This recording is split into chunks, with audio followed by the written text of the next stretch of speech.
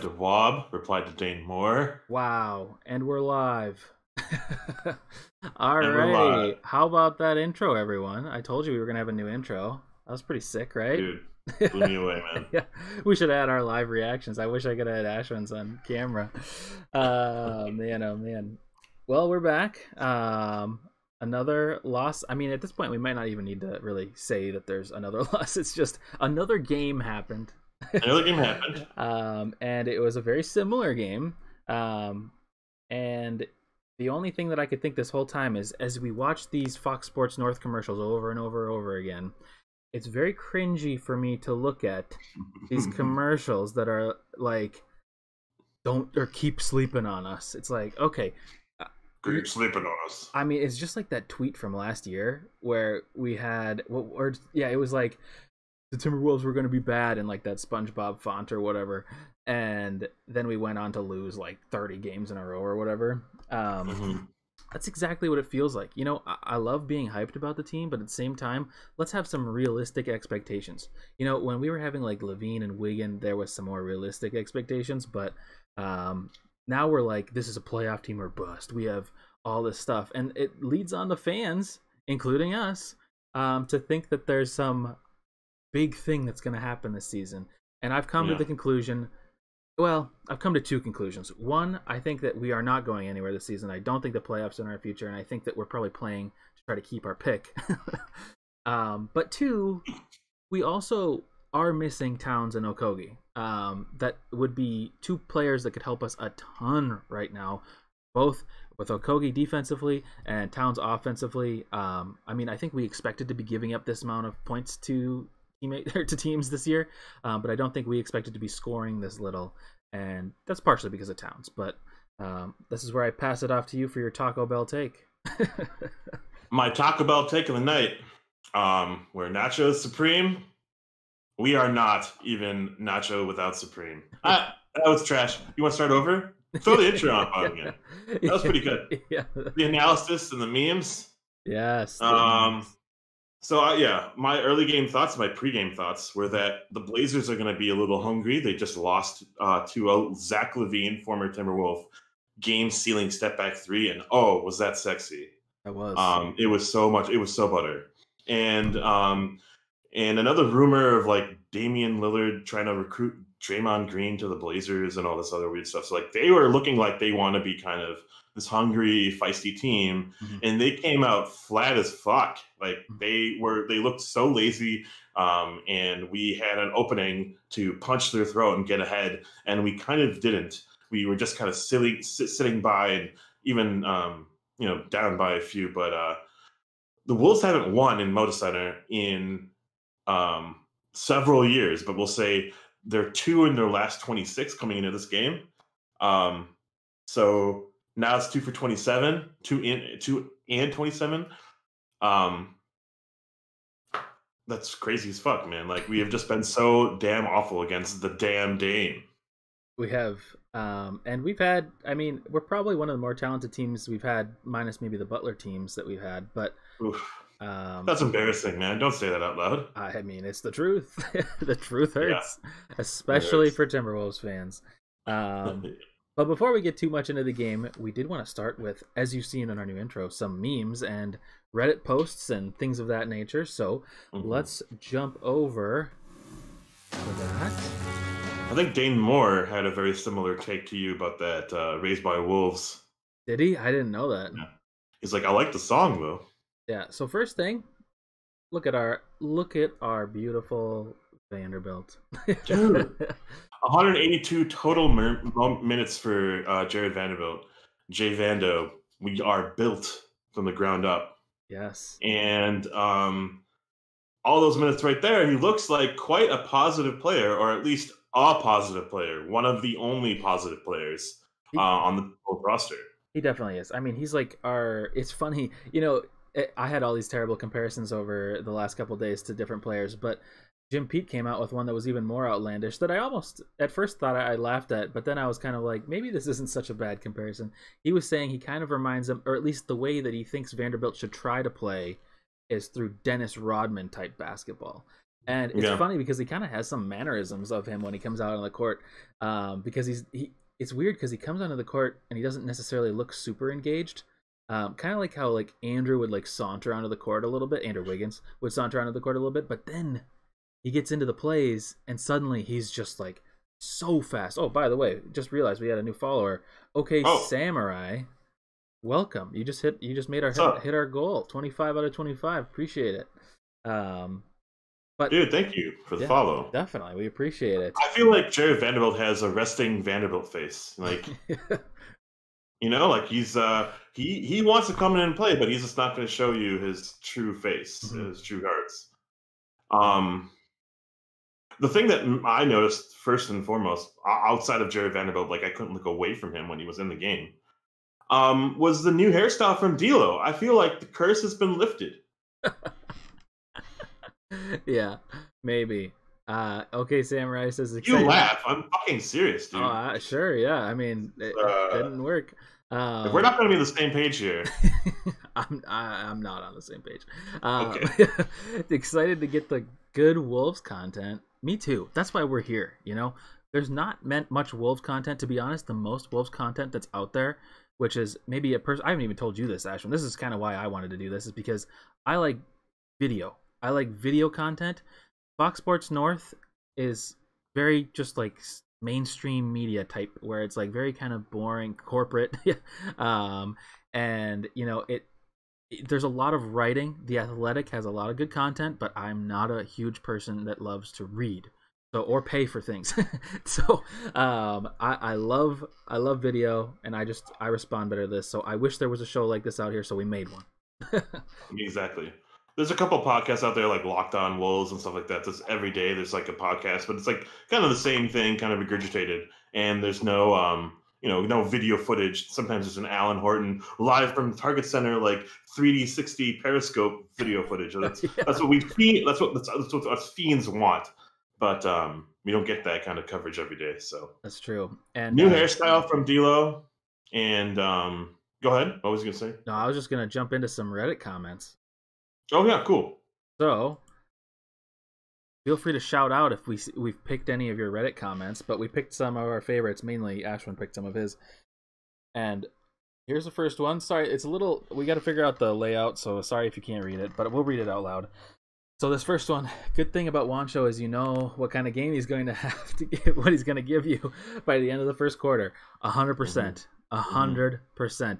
I still am happy to see, I still want to see him no hesitation shooting, because I feel like the first few games he was doing a little bit of hesitating and more passing, whereas I want us to do the driving and kicking out to him where he just takes a shot. I don't care if he's contested. I don't care if it's not, just shoot, you know. Do you remember when he first joined our team and I was like, holy crap, this is what we wanted Nemanja Bjelica to look like. And it was because he was not hesitating. When he's hesitating, he looks like Nemanja Bjelica, actually a worse version of him. So I don't want any hesitation. I want like quick decisions, like the ball's on fire type of thing. Like, yeah, exactly. I don't like, I think he even had like a turnover where you travel or something on that's a perimeter. Definitely. Also a new follower again, Imagine Lee Man. Sorry if I'm saying it wrong, but appreciate the follow. We're getting a couple new follows tonight. I appreciate it, everybody. I appreciate it, guys. Apparently everybody is in line with us. I just realized that I forgot to tweet out the game. I need to tweet this. It's all right. I mean, while you're doing that, go ahead. I actually can't sift to the next Reddit. Oh, that's right. Post, but I'll go to the next. Yeah. Next one.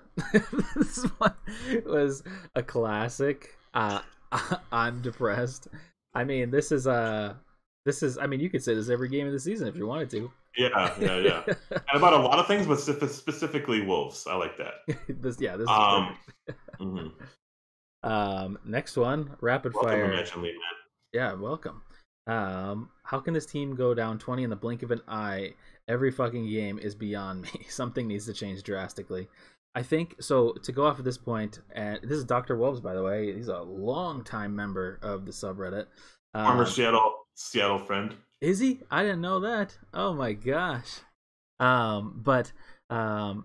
Yeah, we do go down in the blink of an eye. It's funny because this game, I felt pretty good even when we were down. It felt like we were still like okay at times, but it's because I think I'm getting confused because they have so many fast break points in the first half that it doesn't feel the same as getting beat necessarily when it's fast break. It feels like, oh, there's broken play, whatever, they got a bucket.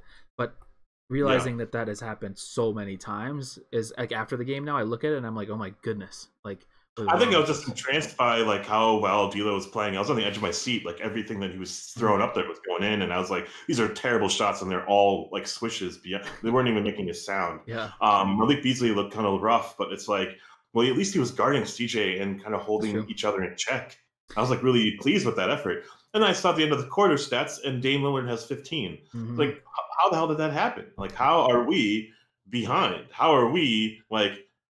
We looked like we were our best form out there in the first quarter. We were missing a lot of close little layups and missing a lot of easy opportunities where it felt really good on the play. Where like Vanderbilt came in, he was getting offensive rebounds, he was poking a ball away. I mean, we were getting like steals and everything. Rubio had like 4 steals tonight, but you know there was just so many missed times to capitalize. But I think to the last point of Dr. Wolf's comment here, something needs to change drastically. I think the fan base, at least reading from the Reddit and Twitter comments, everybody's ready to have Ryan go.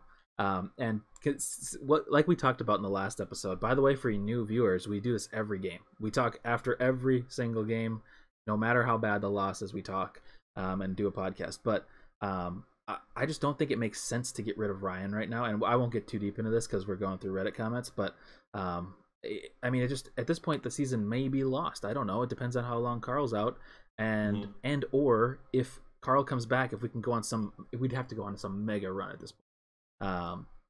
Which I don't see happening. I see a 500 team in us when we're all healthy. So it's just not going to happen like that. Yeah, we lost back-to-back games in LA, 0 for LA, and they were both 30-point losses about. And we looked like a shell of ourselves, like what we could look like in the future. At least we had Towns for part of that game, but it looked super bleak.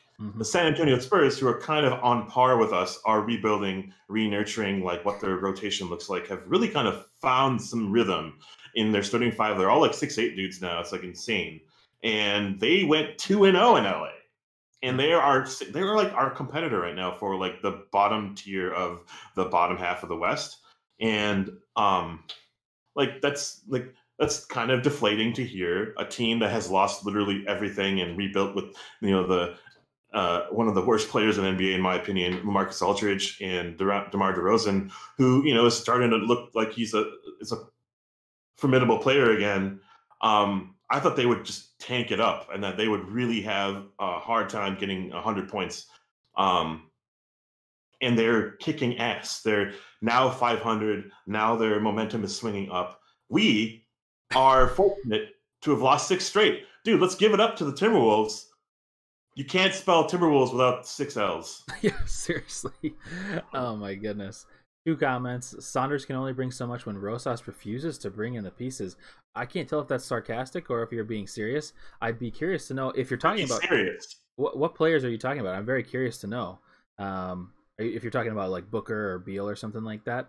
That's to Samurai. And then Imagine Lee-Man says, do you guys think that they play Vando and Reed together? They will play them earlier in the game. Do you think that would be a good bench combo? You know, I really want to see. Right now, I'm so hyper focused on seeing Vanderbilt with Towns. Yeah, because it's like that would be such a deadly like duo of offense and defense.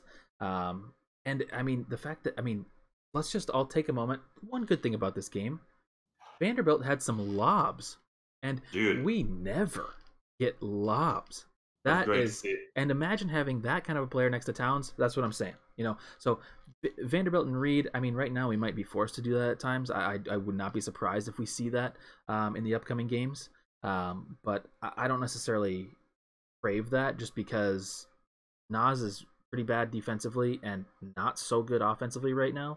And Vanderbilt isn't the best offensively, but he is really good defensively. So. But okay, yeah. Samurai with the great point, you know, like role players, defenders, God forbid. And I agree. We've touched on this, and I think Jim Peterson has kind of mentioned this a couple times on shows, on broadcasts, that we've kind of supplemented a roster around Towns with a bunch of shooting and offensive oriented players, very little defense. like sturdy paint defenders and perimeter like stoppers. And I also feel like it's kind of hard with the Tundra tax, with Minnesota as a franchise that's been the losingest franchise in history of the NBA. How do we really push value of what we already kind of got rid of, right? Like we have very little value coming into the season. And all of a sudden are coming into the last season, and then like we started building up some momentum from what we had with the post deadline trade. And so now we're trying to pick the pieces of what we want to groom into. And I think Rosas has been on record saying that it might be a couple of years away from seeing where this team matures into or what this team ultimately becomes. But ultimately, it starts now. And like, if we have terrible production early on in the season, that's going to translate and kind of like, infiltrate later on in the process here. It's very deflating. It's very unflattering to watch Timberwolves basketball these days. But the fourth quarters are always really fun and exciting and engaging. So much so that like I can turn off the first three quarters, come in after, a power nap, and then get really excited about Timberwolves again. Because I love seeing the young dudes play, That's really fun to see. It's great to see. We might be at the point, and I don't want to say this too early in the season, but I'm just on board to see a lot of minutes for Anthony Edwards, see a lot of mistakes. I want to see Vanderbilt. I want to see Jalen Noel. I'm kind of over. We got to see all of that today. I know. I'm kind of over Ricky Rubio at point guard, and Jalen Noel can ball handle. So you know what? Throw him out there. Also, he's a way better shooter than Rubio. Way better shooter. Anyways, next Reddit. Yeah. I am willing to be impressed in the second half, guys. Things I say every day. That one made me laugh out loud when I saw that one. Yeah. Oh my goodness, that was so funny. Really good. But next one. Sorry, this is so small, but I'll read it. Can't stop saying every team in the NBA has a rim protector. Every. Look at the worst teams. They have a big guy. Might be overpaid. Not that good offensively, but we have no one. Lillard ran pick and roll, I think that says, with Nurkic 4 times in a row. Yeah, oh my God, yes.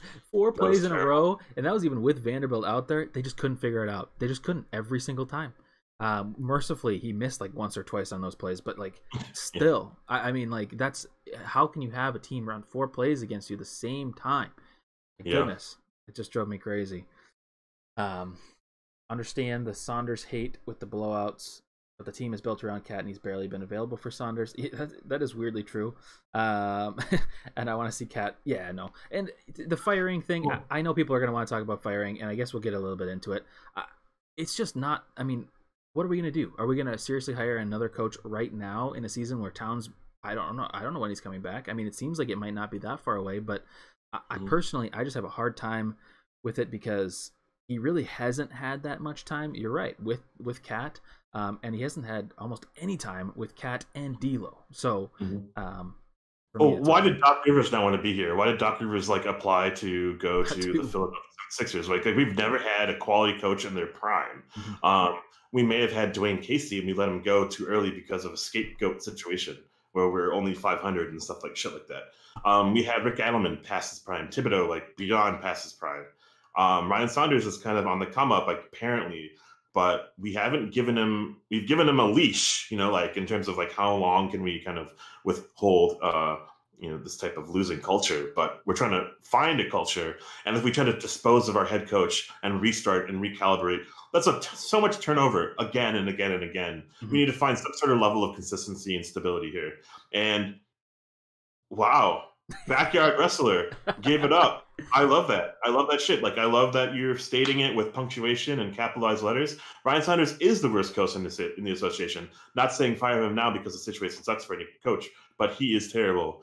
I will say I couldn't agree more with how I watched this game and how D'Lo had the hot hand and he took him out because standards, because process, because he has this rhythm that he has to take a timeout, and after the first, second play, he brings in the subs, and the subs have to include taking D'Lo out. Usually D'Lo doesn't look as hot and as fire on as fire as he was. Taking him out that early was ridiculous.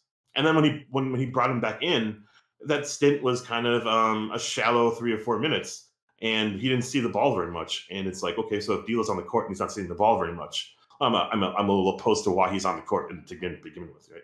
Yeah, I think that's I kind of go back to the point that I've been making a couple of episodes in a row. He kind of is playing this Tibbs mentality of like, we need to win, so we need to do this process, just like you said. We need to take out players when it's been a certain amount of minutes and move it on to that, given all players are playing much less minutes than in a Tibbs team. But like, and we're playing a lot more players than we would in a Tibbs team. But he's just got this same kind of mindset of like, it's a win game, so I need to play the player this amount of time, and this is the right thing to do in this exact situation.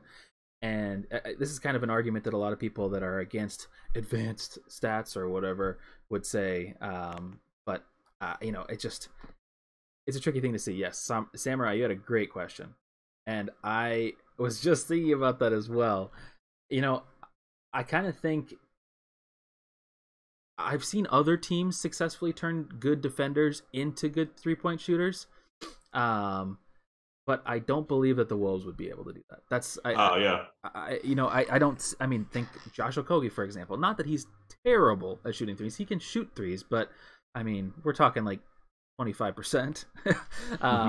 And you know, I have a hard time seeing any of our defensive players suddenly, even some of our offensive players, start shooting threes successfully. So Godfrey's back. Welcome What's back, up, guys? Godfrey. So I feel like, to Samurai's point, I think defense is a mentality. Defense is like a spirit and an energy that you just want to throw at yourself and your extent of what you can do as a player. And sometimes players take that time off because they want to recover from their offensive energy in terms of that possession prior. That's easy to do when you're like kind of sagging off and hiding a defender or hiding one of your players, like defending the corner or something. But when you're like a ball stopper, when you're supposed to be like the point guard, stopping the first point of attack, or when you're big and you're trying to stop the first line of penetration, you can't really take that kind of time off. And I think it's a mentality, it's an energy. It's like a Vanderbilt putting in his all for those like moments. And even though he got killed, like at least we saw a moment where he was at least trying to adapt to the situation. I think it's harder for a player to be a sharpshooter and then be also a good defender than it is for the reverse situation. For every JJ Redick, there's also a Josh Okogie. But for every Josh Okogie, there's an OG Anunoby, like the guy who starts out strong, or a Jay Crowder who starts out strong defensively and tends to get into a rhythm and a position to shoot. PJ Tucker and Jared Dudley were nothings in the NBA. They were just really solid 6'5" dudes, and now they can shoot the three. And Jared and PJ Tucker is one of the best at the business, right? We could use a PJ Tucker. We could use any of those players I just mentioned. Yeah. But I don't know, that first shot from Jarrett Culver is like kind of a palpable project for us. He had no hitch on his jumper, and it went in, and I was really excited. It's so weird how he goes back and forth between having a hitch in his shot, and then today he didn't have any hitch in any of his shots. So it's like, it's just so strange, and maybe it's a mental thing. Maybe it's just that he's young and he's getting used to consistency, but it's hard to watch Jarrett when he's got the hitch in his shot, because when he's got the hitch in his shot, it seems like his defense also is failing him. But tonight, like overall, he was like okay. It's hard to judge players' performance in a game like this where it's a blowout pretty quickly, but I've been pretty hard on Culver over the last couple games, and I can't say the same about the same kind of things that I've been saying about him the past couple. But next, go ahead. No, I was thinking about like how the 4 position is still not set in stone, and are we going to find an answer this season? Are we going to find an answer through trade, or is it going to be within? And we're talking about defense, and we're talking about Juancho and like where he's been in the first portion of the season, and then he showed up last night. And then Jim Peterson alluded to this fact that he was a complete dud in the first quarter, and we just never know what we have from from Juancho Hernangomez, to the point where it's like, when those plays, those pick and rolls with Nurkic was happening, Juancho was in the corner. He could have helped Vanderbilt, and he didn't. He stayed on his man, and that was 4 straight possessions from Nurkic. And I just feel like Hernangomez, for as much as he potentially gives us on offense, is such a dud defensively that I am very frustrated when I see him on the court without a defensive big. Like, it works okay when it's Ed Davis, unfortunately, out there, But if Ed Davis could shoot, he's not going to be on the Timberwolves. Yeah, and Ed Davis, man, oh man. As a Timberwolves fan, how do the Timberwolves have fans? Yeah, Well, hey, there's 10 of us here right now, so I mean, Yeah. we've got all the whole gang's here. But no, that was another great one. I laughed so hard when I saw that.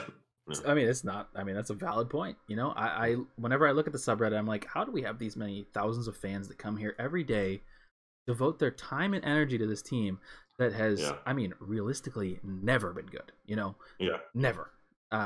So, just crazy to me. But that's kind of the end of the Reddit ones. We had a couple other things. I think you had a LaMelo graphic. Oh, don't worry about that one. That's just what he's been doing, like as kind of like rookie of the year watch. He's been good. What But he's been doing. Anthony Edwards I think he has the most points per game, which a lot of people look at for that kind of stuff. But Oh yeah, they don't look at the games. They look at the box scores and they're like, oh yeah, Anthony Edwards is 26. He must be dominating. Yeah. Give him the rookie of the year. I love that. That's okay. I'll take it. I love that year. you don't watch us. And then very famous Key saying on Twitter, existence is pain for sure. So some of our favorite memes from the game today. And Dane Moore had something you had written. Oh yeah, Dane. So Dane brought up a good point, and I thought that I was gonna see something tonight, but not really anything. We won't talk about this probably too long, but it's just interesting to me for a team that prides themselves on kind of like social awareness and social justice and things like that. It just seems weird that everybody would say no comment for stuff like that. I guess that's kind of interesting to me, but I don't know. It may mean nothing too. I mean, people don't have to talk about things that they don't want to. It just struck me as odd, and I guess I was expecting something from this game, but I didn't see anything. So, well, I will say, like, I don't like publicly. I don't think they share too many of the pregame kind of footage, but they do show the coach and the player after every game and before every game, like at practice and pregame stuff.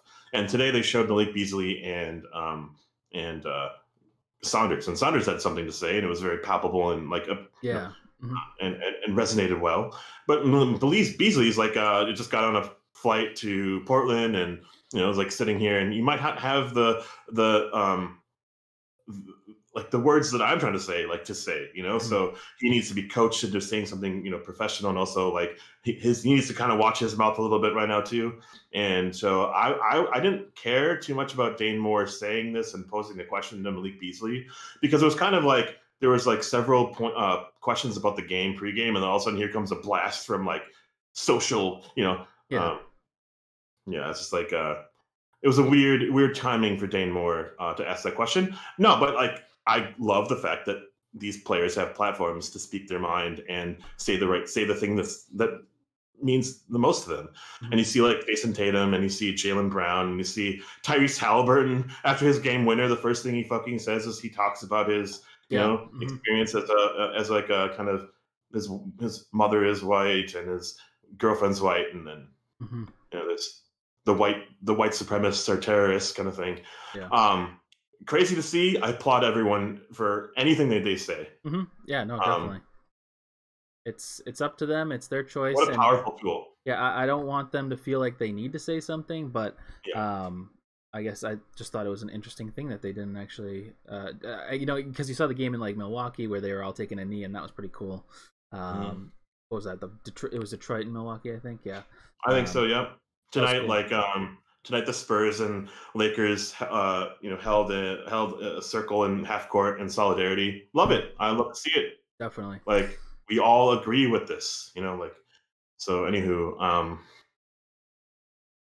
at halftime, when the lead kind of started to balloon, I think that was the craziest second quarter I've seen. Not in a good way, where it just kind of seemed like we were in it. We were down 15. Like in a blink of an eye. Yeah. And at the end of the half, like Dame sends this like half court, logo Lillard shot to make it a 20-point game. And I'm just thinking, so D'Lo just gave it his all, and we're down by 20. Where's the help? Where's the help coming? Is it from anywhere on this roster? Like how long? I don't want to say this out loud, but I'm saying it loudly. How long till D'Lo and Towns pull a Harden Westbrook? Yeah. Because like if it's not going to come within, like.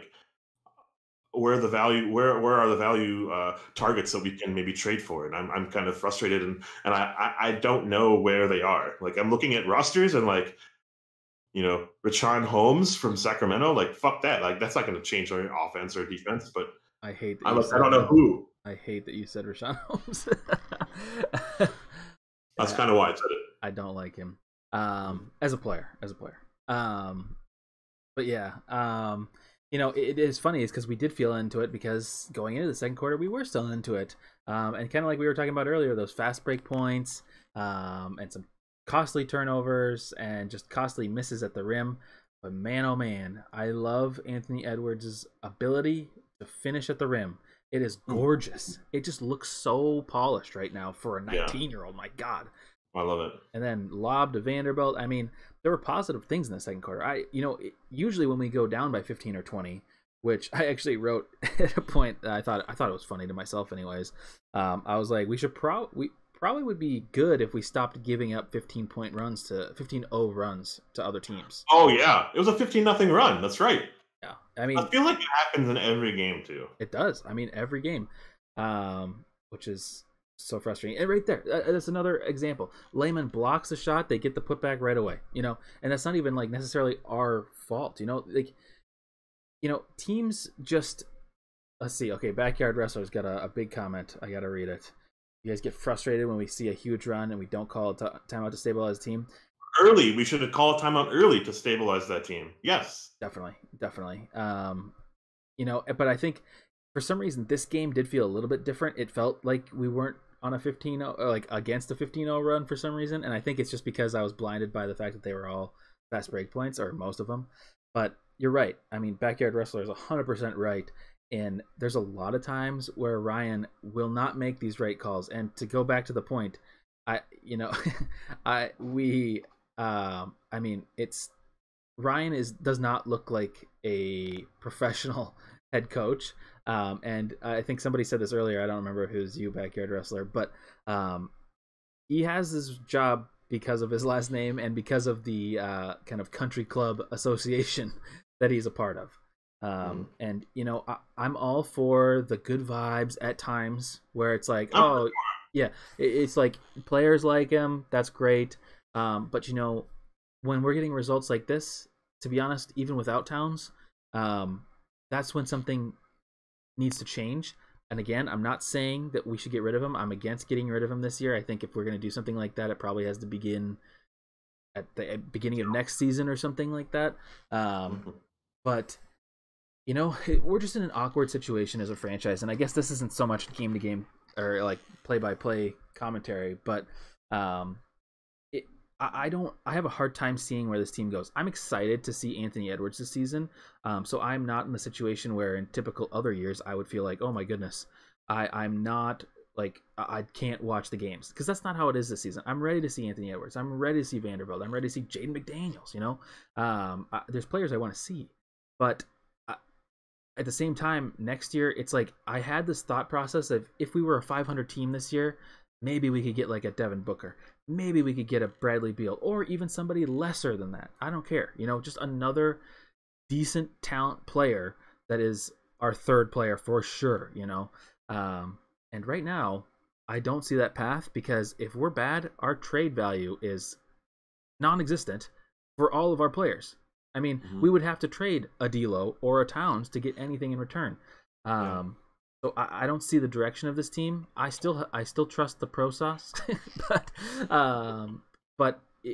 I just don't see the same direction anymore. Yeah, Saunders has what he has to deal with, and he's working with some of the parameters that were set in stone from him with the team that was constructed. So in that regard, I give him a pass. I think there's so many things that he could work with and tweak early on in the season to kind of see what works and then run it back.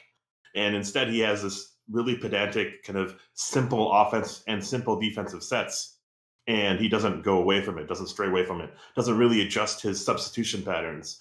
And I think so much of that is just seeing if we can all like work together. There's no like instant variable that changes like people's minutes or people's like potential production. And so like taking Wancho out of the starting lineup tanked his production. But honestly, that's fine. Try something else. Try something different. You know, we need to see something that works. And he's losing the players. Like, I feel like he's already lost a couple of the players. If you're already having like one-on-one meetings 6 games in the season with players like D'Lo and Malik Beazley, I mean, there might be something wrong with that. And the fact that, when there's someone going to the foul line and like Jarrett Culver goes to David Vanterpool for some advice, and Rubio goes to Saunders, but like maybe Anthony Edwards goes to Vanterpool for advice. It's like maybe there's some like weird like 3-headed giant in our coaching staff that's teaching this team, and there's not one person who's calling the shit, calling the shots. And so like Saunders is kind of I wouldn't say a loud voice, a loud presence. He's young. He's as old as I am, so he needs to figure it out, because if he wants to be in this league long term, pass his name, like this is probably his only shot, Yeah, and the thing for me is that I've been pretty loyal is the wrong word, but I've been kind of lenient and a little bit more open to the idea of Ryan being coach and giving him time to go through it. But we've got some pieces on our team now that should be a legit team, and every couple months you hear rumors of Vanterpool interviewing with another team or talking with another team, and guess what? I don't want that happening. He needs to be with us, and honestly, he should be our head coach. And if there were anything to happen in the season where somehow Ryan was not, like if we have, I guess there's a point in which we do have to realize that he can't, like Backyard Russell's right. Being down 30 every game is unacceptable with the players that we have. Which, by the way, that dunk, oh man, that was great. But we can't be down 30 every game. I don't care. We've played good teams here for the beginning part of the season for the most part. We've even we beat Utah. But it doesn't matter. You can't play this poorly against so many teams, and and especially with these little mini playoff series that we've been talking about. It's like we're gonna have 2 games up against the Spurs coming up. We just had 2 games against Denver. Were there many corrections? Sure, the second loss to Denver was not as bad, but it's tricky to see. It's hard to watch, and it does make me nervous because I do not want Vanterpool to leave, and then us still have Ryan, and then at some point possibly get rid of Ryan to have no Vanterpool and no Ryan, I guess. And like Nate Burleson's brother to coach the Timberwolves. I saw him and I was like, God, that looks like Nate Burleson. And then they said his name and it was Burleson. I was like, oh my goodness, what?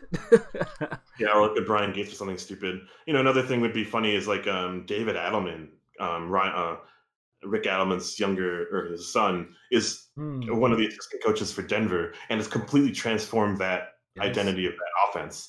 And Calvin Booth, a former Timberwolf, is now part of the scouting regime for Denver and has really kind of transformed that roster. And however they've been drafting, they've drafted nothing but gold, right? Like, oh man, it's insane. We have Sachin Gupta, we have David Vanterpool. We're starting this idea of people that want to be, these upper echelon of talent recruiters and coaching savants, but don't lose them.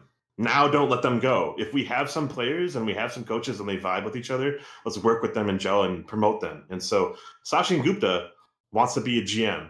Well, that sucks, because if he departs, like where does a lot of our recruitment come from? I'm worrying about that. And if David Vanterpool wants to leave and become a head coach somewhere else, does he want to be head coach somewhere else, or does he want to leave? And I worry about that too.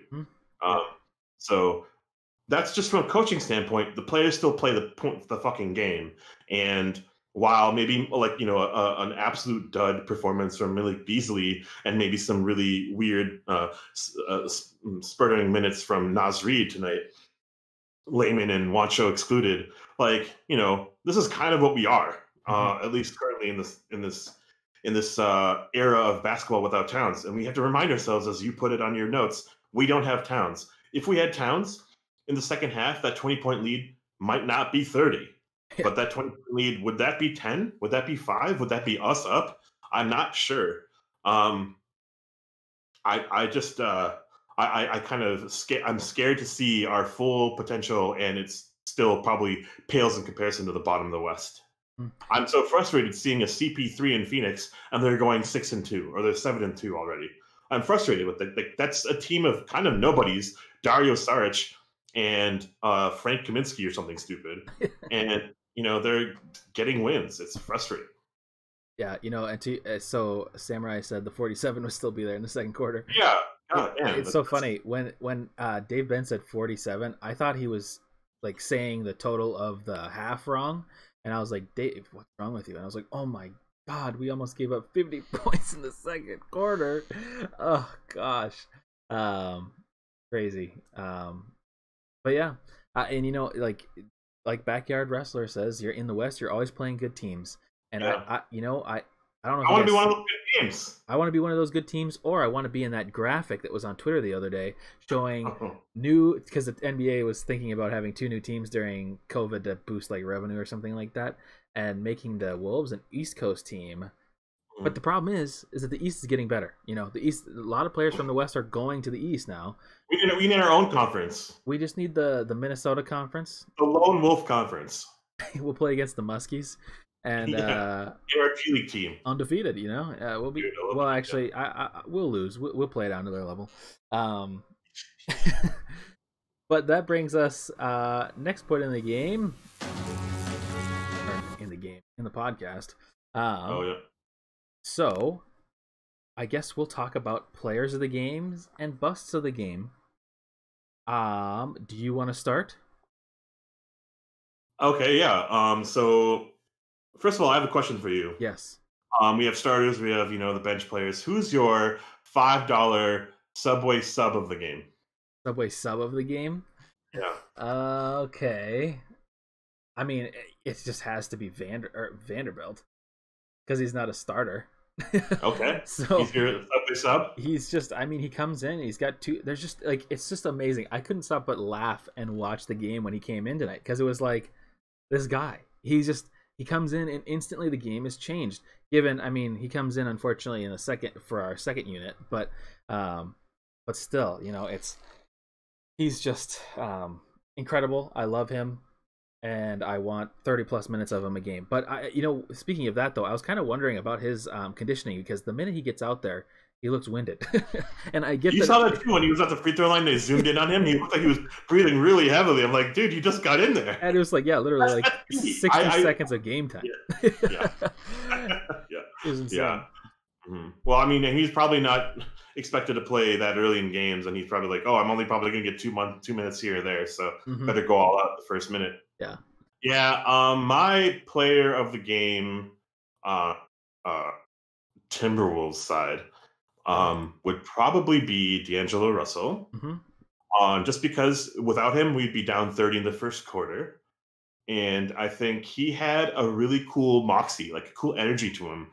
And he was kind of getting up in Dame's face sometimes when he was switched on him, or he was, against like their 3 or something, and they weren't scoring. It was kind of just Dame versus D'Lo. And so, and I believe, Jarrett Culver was on Damian Lillard for the most part. So like that first quarter really got a nice cadence to it. And I was really feeling the desperation from our team. So I think my player of the game was D'Lo, but I really enjoyed what I saw from the fourth quarter of like Anthony Edwards and Jared Vanderbilt. So like your pick out of those 3, I guess. Yeah, I would. My Connecticut water player of the game is gotta be. Yeah, I'd still go with Vanderbilt. I just think when he comes in, he's too much of a positive. He missed a couple of, like, layups, but he had a couple of dunk. Yeah, and the dunk, that's what it was. But he just makes too much of an impact coming in. It's kind of like it's throwbacks to when we drafted Josh Okogie and didn't expect much out of him, and then when he came in the game, it was like, whoa, this flurry of defense and Shabazz on offense. But it was like it still was like this crazy difference. Where I just want to see more, and I'm addicted to it. I want more Vanderbilt. So, and yeah, by the way, chat, feel free to contribute. You'll show up on the screen. So, who's your Connecticut water player of the game? Hashtag no ad. Oh man. But then I'll go first with bust of the game, or what was the other word? I can't remember. Flop of the game. Yeah, dud. That's a good one. I mean, if I could, maybe Ryan Saunders, but I think I would. Well, that would be every game. But that would be every game. So let's see. I guess I'll go with. I don't want to say Beasley. I'm not going to say Beasley because he's had other good games for us. He's going to be a streaky shooter, and I don't think he's going to be that. I think he's going to be mainly good, not bad. So I'm not going to give him that award tonight. I'm going to go with. I think I'm going to go with Ricky Rubio. I think he had a better game than he has past, but that was a very low bar to be better than the past couple of games that he's had. And although he had 3 or 4 steals tonight, he's still making some kind of questionable passes at times that are just killer. They're just too many turnovers. And to not be able to shoot, he needs to be able to shoot threes. He was able to do that a little bit with the Jazz when he played with the Jazz and the Suns, and he's not doing that right now. And maybe that's maybe that's part of coaching. Maybe that's something else. What's good, Trash Panda? OG, you're OG. Yeah, you guys are all our OGs right now. I love to hear it. I love to see you guys. My Trash Panda player of the game, my dud of the game. Sorry, it's Malik Beazley for going 3 for 13. For 2 of his shots were threes, and one was like a nice contested 2. But everything else was at the rim and completely botched. And he took a couple forced shots as well. And usually when he's engaged, he gets a lot more, rebound savvy, and he's really defensively oriented. But after that first quarter stint where he did I think he scored 2 threes in the first quarter, he was barely visible, And he got some burn in the fourth quarter, which was kind of funny. Seeing him and Rubio out there in the fourth quarter was kind of funny during garbage time. But I don't know, man. That's probably my dead of the game. Yeah, Malik, the thing that I will say about Malik and that I won't give him a break on is that he was having a bad night, and he kind of just kept going.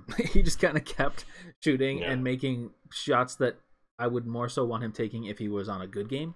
But he was pressing too much. You're right. He was just he was trying too hard at times and missing layups again.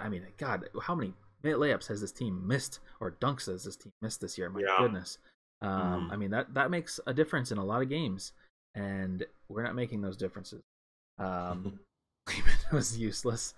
We treat him as an essential piece. So, I feel like he barely played today too. Backyard Wrestler. I'm not sure if you've watched our last few episodes, but you're right. Lehman is treated as an essential piece of this lineup.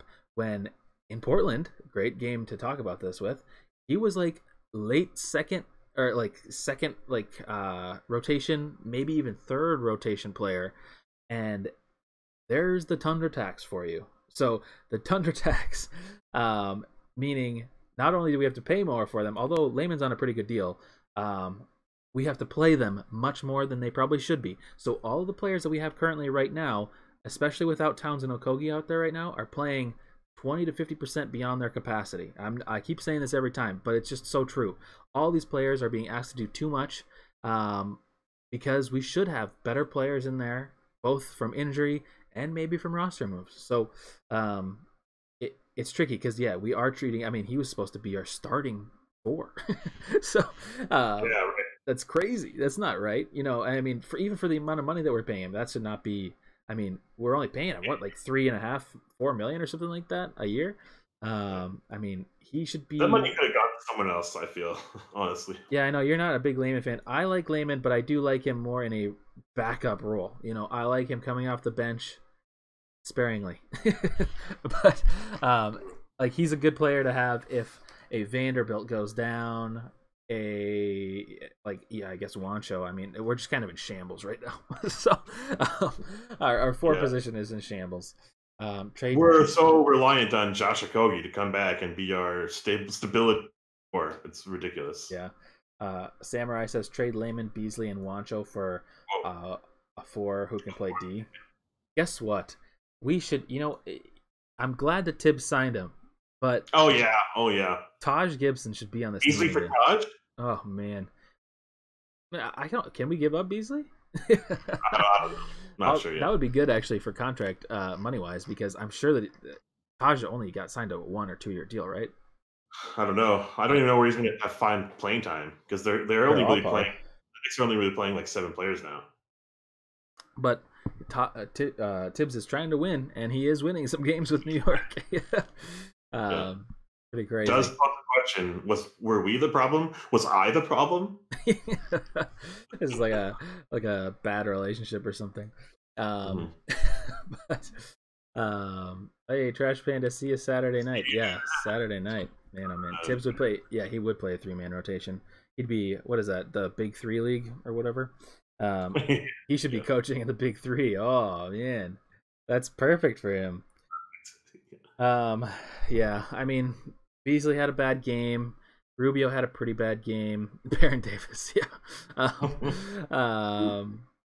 You know, you want to talk about the fourth quarter a little bit and just like some of the bad players that we've had? Like, let's turn this into a little bit of a positive because we outscored the Blazers with their third stringers versus our third stringers, 37-24. We cut that lead from 30 to fucking whatever it is. I can't do the math. 18. What's that song? Yeah. Dominate. I ain't here to come to play. I came to dominate. Oh my! Anthony Edwards came alive, and that was really fun to watch. I could watch that fourth quarter over and over and over again. Seeing Jaden McDaniels make that three was sensational. I think Jim Peterson was like kind of like alarmed at how reliable he has been from the 3-point spot, even if it's in time. To the point where in 12 minutes he had 4 rebounds and 3 assists. To the point where Jared Vanderbilt in 21 minutes, had a double-double. Like these guys off our bench, which is so cringe to say, are probably worth more right now to us than any other team in the NBA. But we need to find an identity. We need to find some motivation and a spark. And I think some of these bench players could provide that for us. It's really sad. In a normal situation, I bet you half those players would be in the G League right now, which would be so sad. Yeah, that's true. Tibbs' team, they would all definitely be. They would be deep in the G League, never to be seen again. I mean, I just love seeing Anthony Edwards play. I think it's good to see things like this. I know we were hoping for more wins going off into the season, but I just really want to see Edwards in these fourth quarter blowout situations, which appear to be a nightly thing.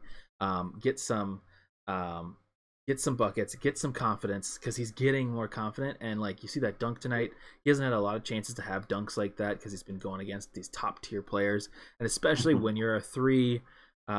It's hard to kind of, or just any kind of wing player, it's hard when you're going up against the West because the West has a lot of good wing players. So for him to be up there against, I mean, like previous games against like LA, he's going up against like Paul George, he's going up against like LeBron. I mean, he's got these crazy players he's going up against. So he needs games like this where he can go off for almost 30 points and kind of show off his ability, gain some confidence, because you know what? He's 19 and it's okay for him to not be perfect. And I've said this before, but he can do no wrong in my eyes.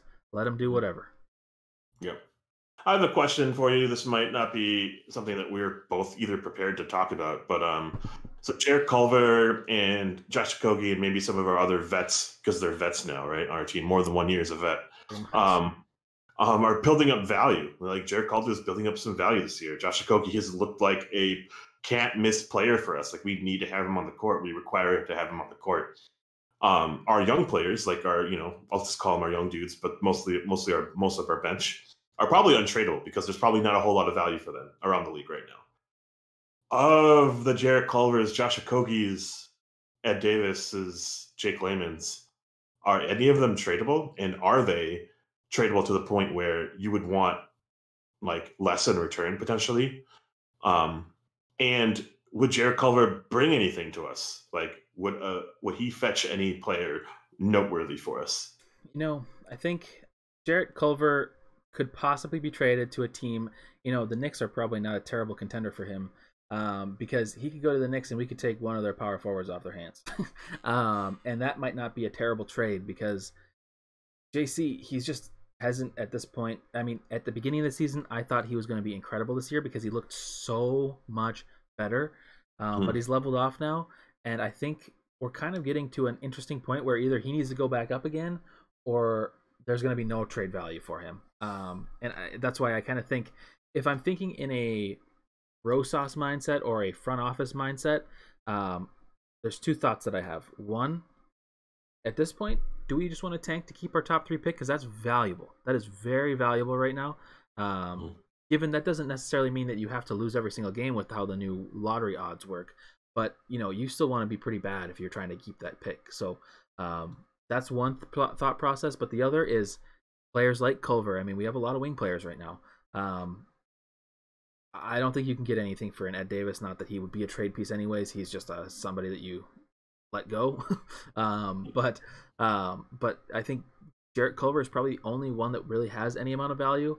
And if we could trade him for a defensive 4, like a Taj Gibson, I would be all down for that. And I think that isn't necessarily a terrible trade for either side, especially, I mean, they just signed him for a reason. What reason I don't know, other than friends. But yeah. But yeah. Yeah, I wonder what losing will actually do to the culture of our team long term, short term and long term, as well as what is that pick going to be for us? Like, let's say we get a top 3 pick again, which would be just fantastic. That's going to be a trade worthy piece, because other than that, we're going to just rebuild again. We have to wait for that guy to become something. If it's a Cade Cunningham, if it's a Suggs, or if it's a whoever the other guys are. I haven't followed too closely the college season this so far, but we have to wait for them to come on board. And so that's another year's worth of waiting. Are we ready to do that? Are we kind of at that point where it's going to be Anthony Edwards, Jared Vanderbilt, and Cade Cunningham? Did I just see a smile from your face? Like, are you wanting that? So it's just the situation that we're in is that, like, if we're gonna do that, if we're gonna go for a top 3 pick, which honestly seems kind of like, if you're thinking in a front office mindset, that might not be a terrible. That's a huge piece to lose just to be a bad team and not make the playoffs. So it's hard to choose one or the other. Like, either you have to go hard and absolutely make the playoffs this year, otherwise you need that pick, because otherwise that's just a ton of wasted value, whether that's going to be used in a trade or not. But if we're going to have the number 1 pick and not trade it, then Towns needs to go.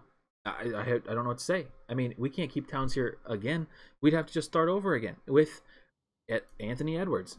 And obviously I don't really want to be at that stage. I don't want to be talking about that this early in the season, but this is where we are. We've lost 4 or 5 games in a row by 30 points basically.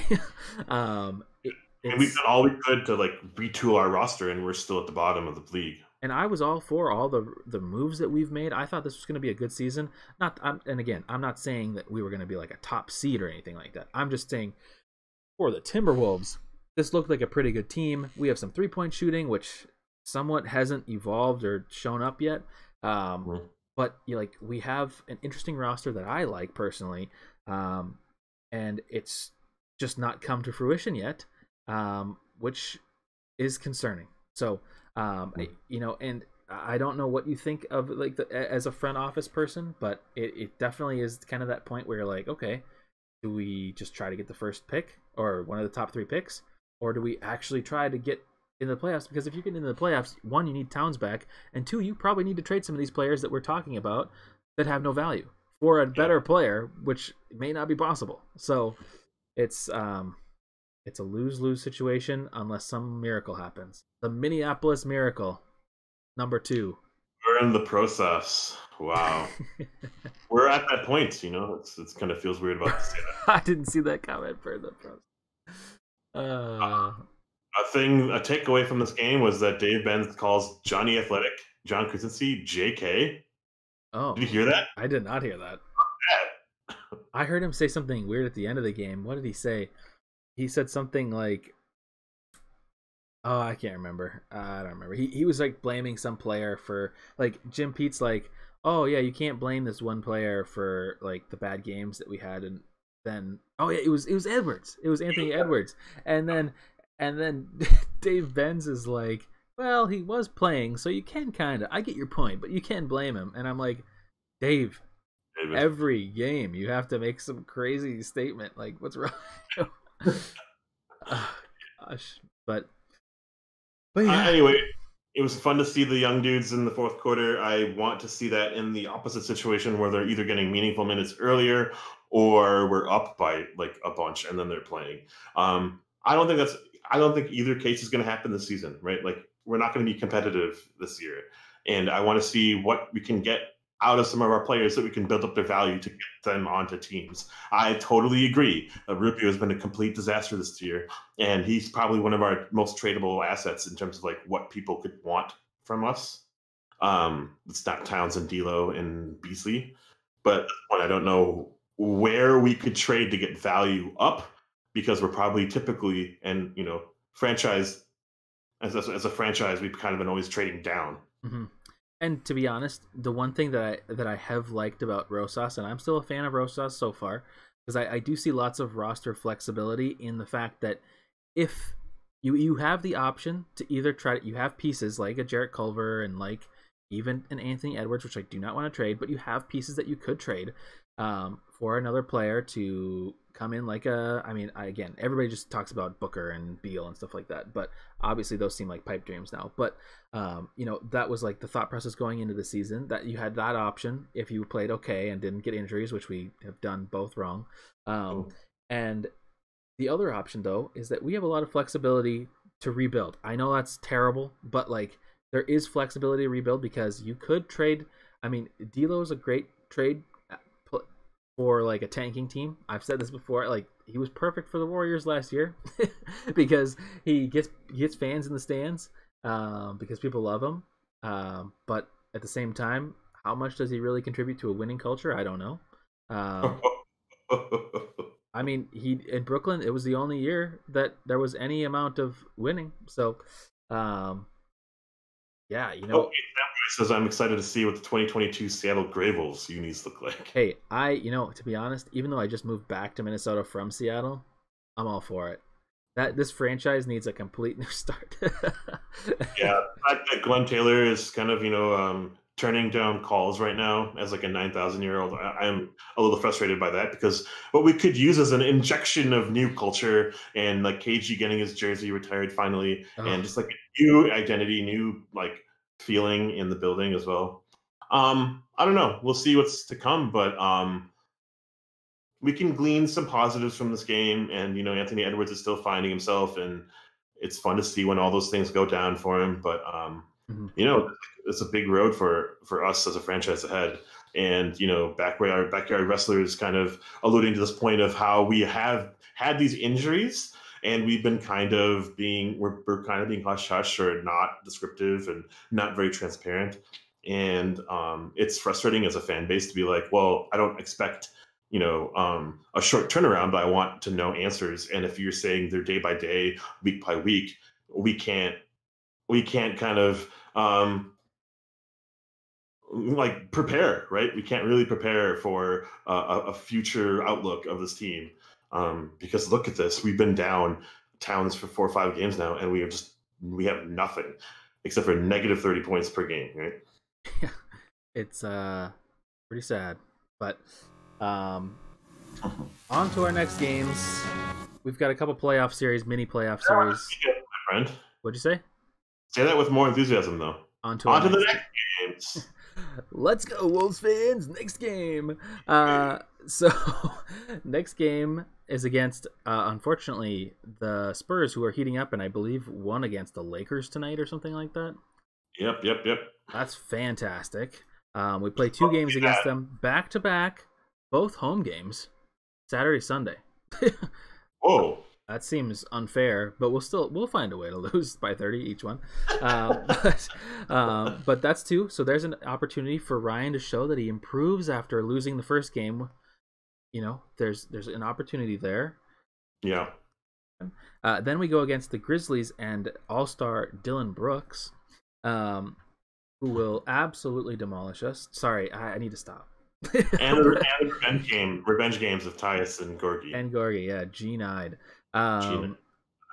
So those are our next 4 games, 2 mini playoff series. Can we make some predictions? Yeah, right I was now? Just about to ask you. Yeah, can we win a game versus the Spurs? No. Can we win a game versus the Grizzlies? Fuck you for saying no. Really? I don't We're think that so. bad? I mean, right now, I have no reason to believe that we would win a game against either one of these teams. However, I do think that without Ja Morant, I think it's possible for Dylan Brooks to have an off game and us have a chance to maybe win by a couple points. But Um, check that Benz. I don't know. Dave Benz is pretty funny to listen to. There's something about him that I don't know if it reminds me of, like, he just seems like family for some reason. I don't know how to describe it, but he's like funny to watch and he's entertaining. And to hear him and Jim Pete talk is just he's our clown. He's our clown. Like in the first quarter, there was a challenge, and he was like, "You know what? On that note, there's been a quicker challenge than the one in 23 seconds. There's one in 8 seconds, and that's by Terry Scottson. He's 0 for 3 in challenges. So take that for data. And guess what? We're gonna monitor that situation for maybe he's gonna go 0 and 4. And Malik Beazley has dribbled 4 times up the court when he typically dribbles 5 or 6 times up the court. But bring him to Seattle too. But I'm in Seattle. It's basketball IQ, yeah. It's also, side note, I know we're about to end, but side note is that it's interesting to see these announcers like Jim Pete and Dave announce the games from not being at the games. There were times when they were at the games where they could see different angles of things because they were courtside, in most arenas, where they could see courtside and see different angles, different sight, and they could kind of be like, wow, I can see so much of the play. And there's a lot of times when they're watching with us where it seems like they're kind of, both of them are kind of struggling to see certain things or see certain plays because you can just tell they watch the game differently.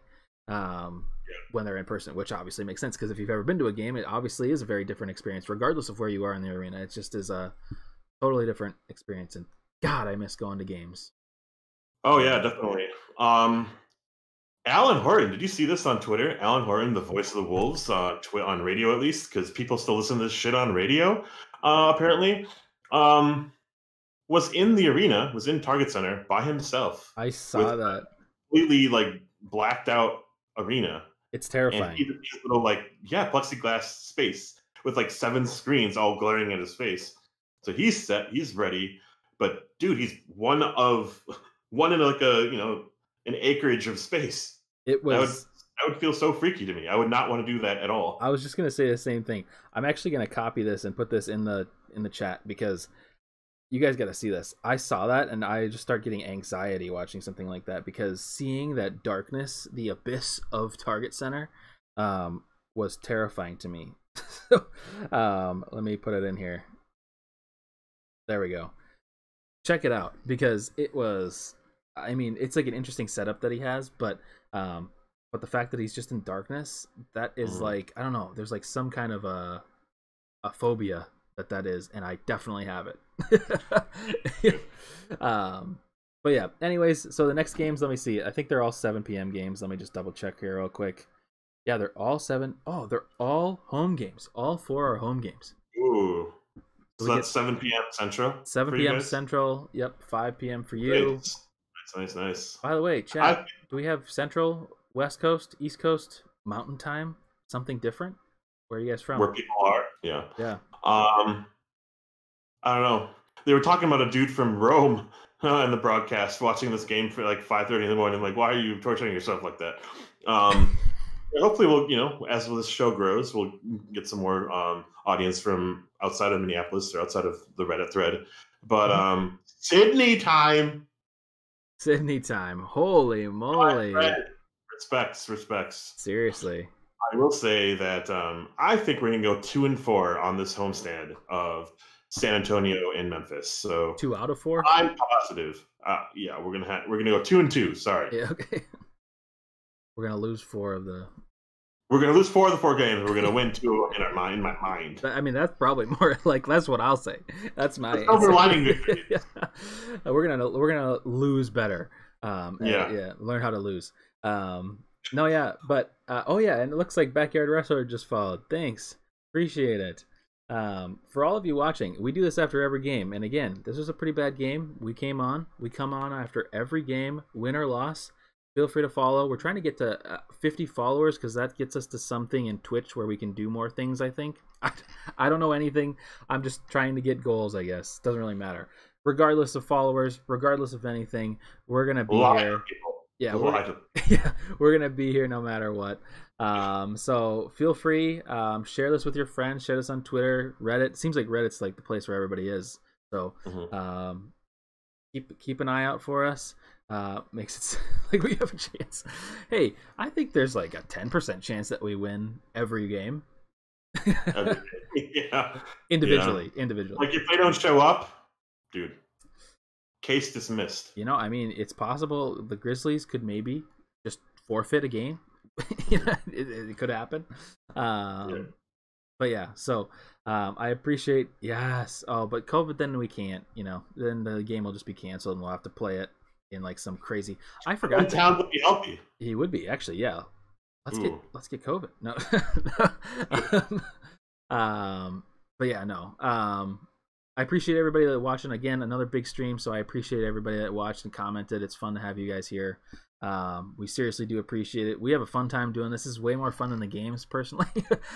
So to come here and talk about this, I look forward to this. So I appreciate everybody for watching. We do have a YouTube channel as well. Right now it's called A1D1 Show. Check that out. I put these up afterwards in case you want to watch them. You can also watch them on Twitch. But you can even mention the fact that we're kind of in search of a name for the show, and like we've talked about Built from Day One or A1 from D1 or A1 from Day One, or Built from Day One would be like Jared Vanderbilt and Anthony Edwards combined. It's kind of has a nice ring to it. It's a dream.